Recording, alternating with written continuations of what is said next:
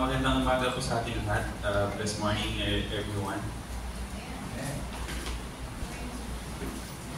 Before I start with the discussion or topic with devotion, meron lang ako mga few questions. Sino ba dito yung may bagay na dinidesire? Lahat naman tayo, no? Meron na dinidesire na bagay na gusto nating ma-receive or matanggap.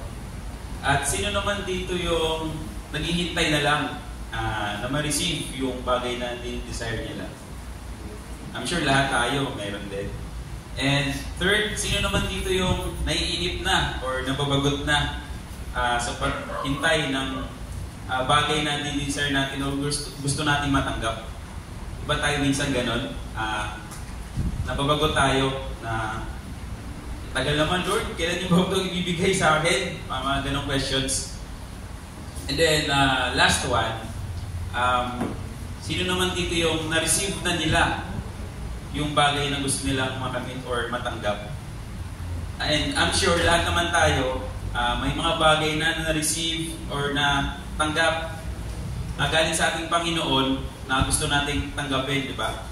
And bilang tao, marami tayong bagay na i-desire na matanggap. Bakit ko po ito nabanggit, no, mga kapatid? Because this morning, in our devotion, we will talk about God's perfect timing.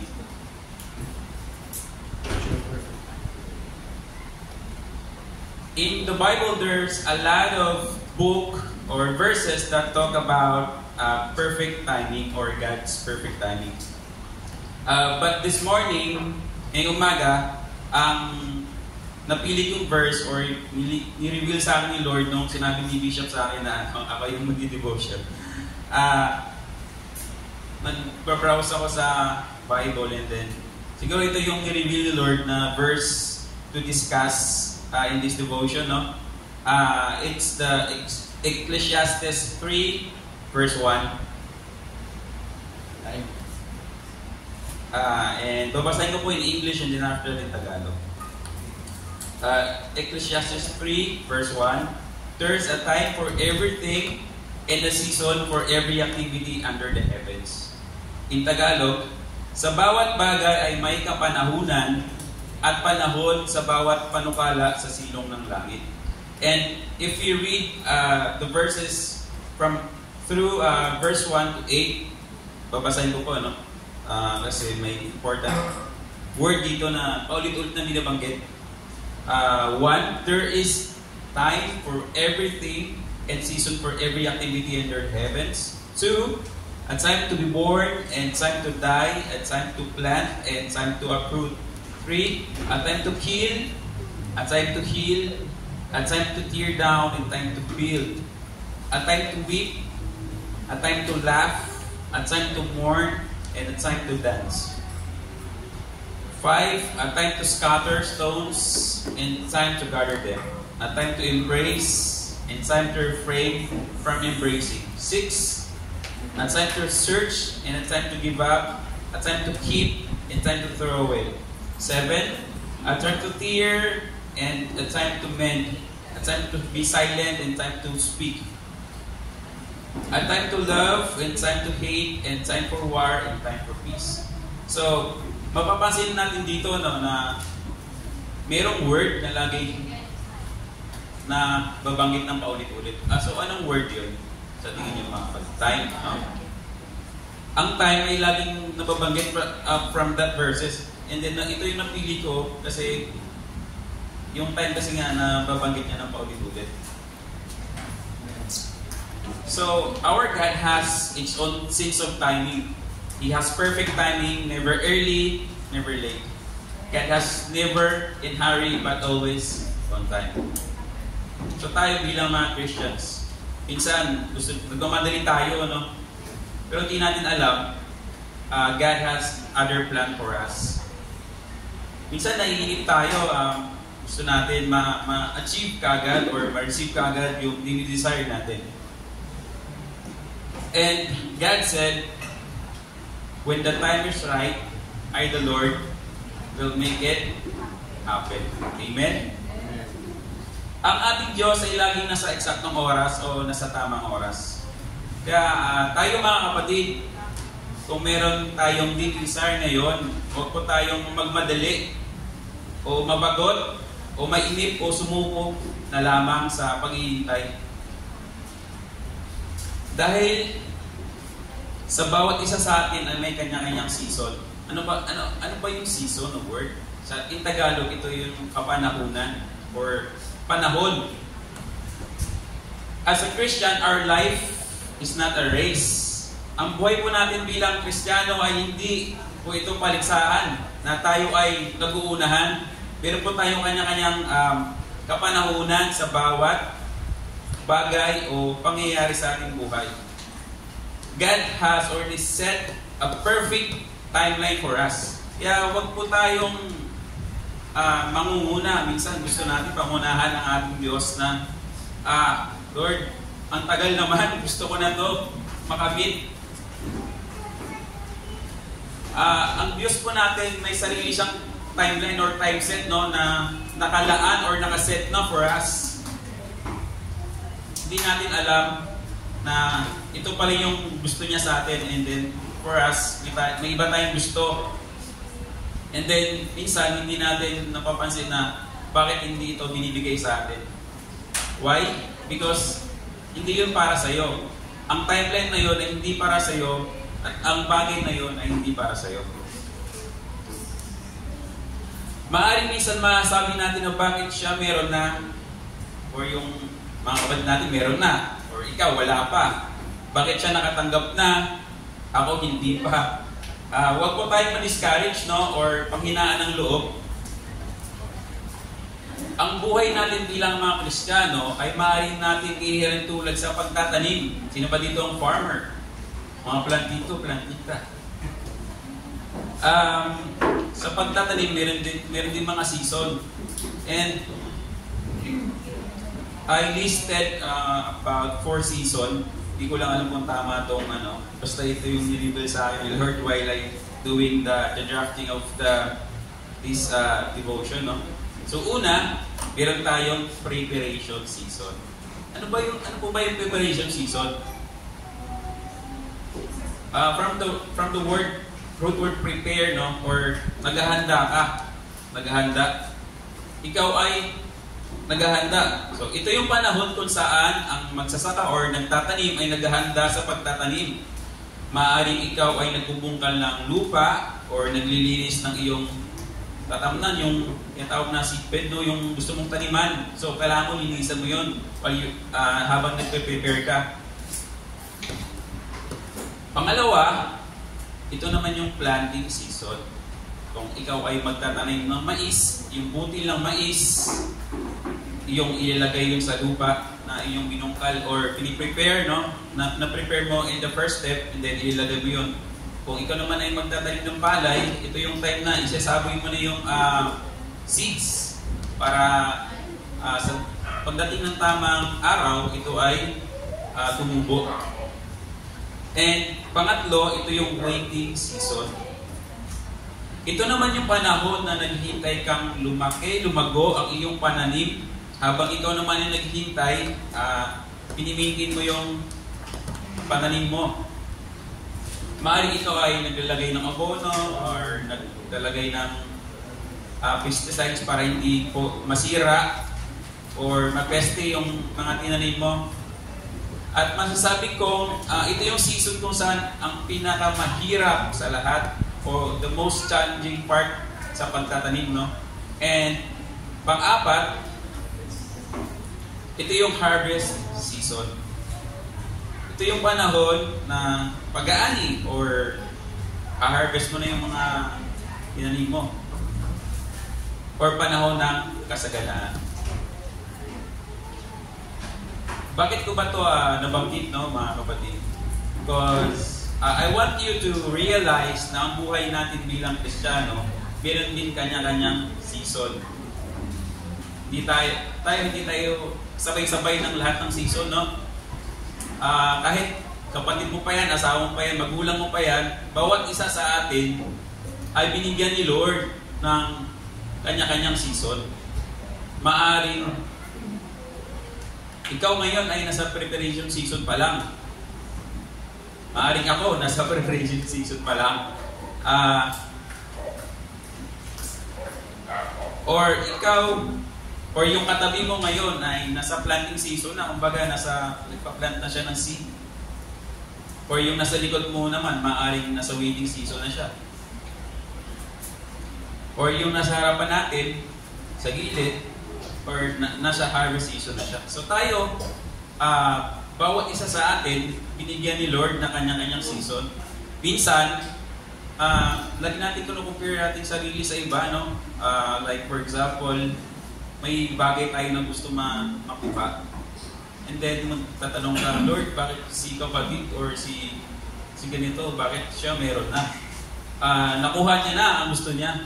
Ba't ako hindi pa? Or sa career natin, sa trabaho, maaring, Lord, ba't siya na-promoted na? Or mataas na sweldo niya, ako hindi pa? Bakit ganon? No? There's a lot of questioning na nangyayari sa sarili natin. Pero huwag po tayong mainit, kapatid, or mag-discourage. Dahil tayo ay may kanya-kanyang season na tinatawag. Maaari ngayon, ang season mo, nasa preparation season pa lang. And yung preparation mo, mas matagal sa kapatid mo. Bakit? Maaring ang tinanim ni Lord sa iyo ay iba. Ito yung plant na mabilis ma-prepare. Meron din naman mga plant or mga pananim na medyo matagal i-prepare. Nakuha ko ba natin yung word na preparation? Kahit sa pagkain nga lang po, bawat food, may iba-ibang preparation. Minsan matagal, pero namang madali, pero ding instant. And napapansin ko today, the word instant is very, very nagagamit yan. Unlike sa panahon during 90s or late 2000, ang mga tao willing to wait no? Ngayon, kids, mga Generation Z or gusto nila instant. Kahit sa mga anak ko, ganun Dati iba tagal. Kaya kinukwento ko minsan, sa panahon namin, dapat marunong ka maghintay. Kung hindi ka marunong mantay, mababagot ka, may iinit ka. And, as what I said, huwag po tayong ma-discourage, no? Dahil nga tayo ay may kanya-kanyang season. Maaari ngayon, hindi mo pa natatanggap ang dinidesire mo dahil yan ay piniprepare pa lang ni Lord. And what is the next step of preparation? Ipaplant. Maaaring ikaw, hahanapan ka pa niya ng place kung saan ka itatanim. And pag nilagay ka na niya doon sa place na dinidesire niya para sa iyo, ikaw ay mag-bloom. And tayo, bilang tinanim ni Lord, kung saan man ang lugar na yon, we should bloom where we are planted. Tayo ay lumago or magpalago tayo kung saan man tayo tinanim. No, mga kapatid? Dahil nga tayo ay pinili bilang mga Kristiyano na lumago kung saan man tayo pinili na lugar. And what is the next stage? Waiting season. And sa tingin ko, ito po yung pinaka-mahirap na part. So sa Bible, no, mababasa natin yung mga verses na nag-wait sila, no? Like yung mga Egyptians, nung si Moises umakyat sa bundok, and then naiwan yung mga tao sa baba, and then ano ginawa nila doon? They are waiting, diba? Okay, sa baba and while waiting, maraming mga challenges na naganap So, anong nangyari sa kanila? Kung ano-ano na pinagagawa, no? Nagsamba na sa kung ano-anong Diyos. So, ganun din tayo, no, sa buhay natin bilang mga Kristiyano. Habang tayo ay naghihintay sa pagdating ni Lord, meron din tayong na-encounter na mga challenges. And that challenges, nakadepende po yan sa ating mga ginagawa. Dahil hindi po tayo bibigyan ni Lord ng challenge o pagsubok na hindi natin makakayanan. And pag pagtagumpayan na po natin yung mga pagsubok, ano po yung next step? Ito yung harvest season na. Yung di ba pag na-challenge ka, pag napagtagumpayan mo na yon, anong mafe-feel natin? Relief, di ba? Parang, thank you Lord na pagtagumpayan ko to. Despite of all the challenges that I faced na na-receive ko sa aking buhay, pinagtibay mo po ako. Yung mga pagsubok na yan po ang magpapatibay sa atin. That's the preparation upang tayo ay lumago pa bilang mga Kristiyano at tumibay pa bilang mga Kristiyano sa mga pagsubok na hinaharap natin sa pang-araw-araw.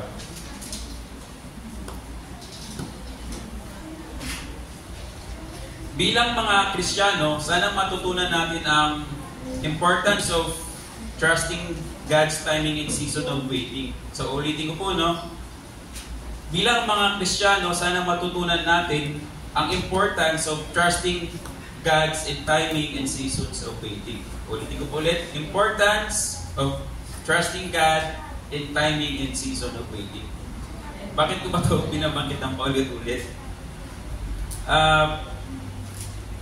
Importance of God's timing and seasons of waiting. Dahil sa panahon, sa buhay natin dito sa earth nor sa lupa, lagi po tayong naghihintay. From the time we born, and ang waiting po, ang pinakamatagal na nilalaan natin sa ating buhay. Kasi born, waiting, and then kung ano-ano man yung nangyayari sa buhay natin, then death, no? Or yung kamatayan.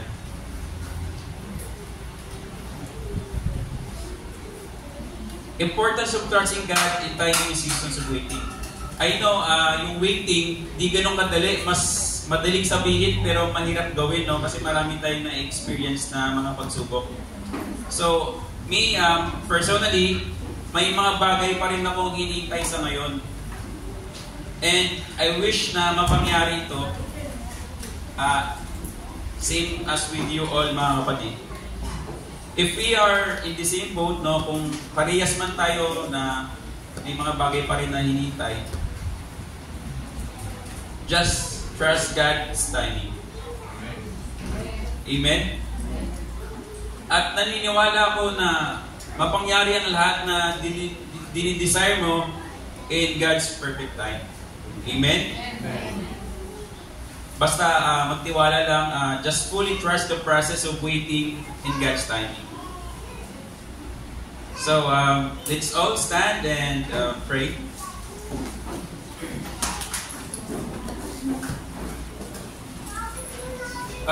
Heavenly Father, we thank you for the wisdom, knowledge, and understanding.